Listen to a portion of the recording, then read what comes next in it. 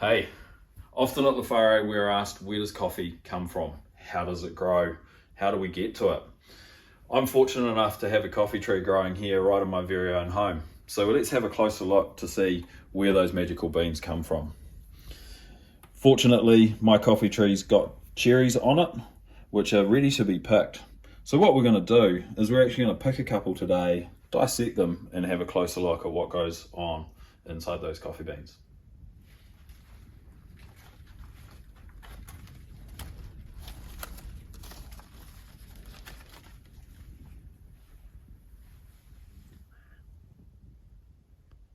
So now that we've harvested the fresh cherries, we can have a look at what happens with coffee throughout its journey.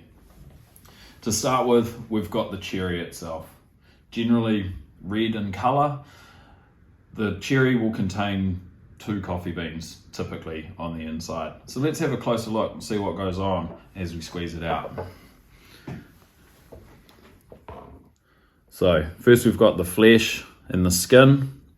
And then on the outside of the flesh and skin, we've got this sticky substance they refer to as mucilage. This is kind of like the fruit of the coffee cherry. Inside that, we then end up with our coffee bean, which is currently wrapped inside a hard outer skin that they refer to as parchment.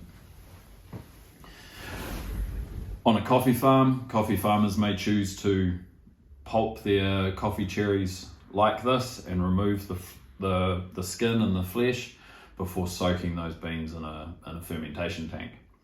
Alternatively, you may take your coffee cherries like I have here and naturally dry them. What we're doing is we're letting these coffee cherries dry right out, so the bean on the inside is going to help absorb all those sugars as they mature. Once fully dry, we'll then remove the outer fruit and we end up with our parchment covered coffee inside, and then we would remove this parchment, which is like a dry husk at this stage, to get to the final green coffee bean on the inside there.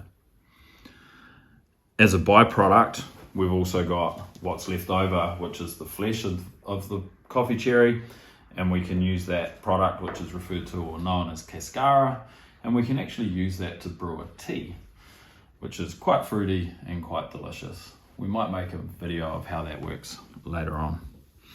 So there we have coffee, starting as a cherry, working its way through until we get to the unroasted product at the end there, and that's our green coffee bean.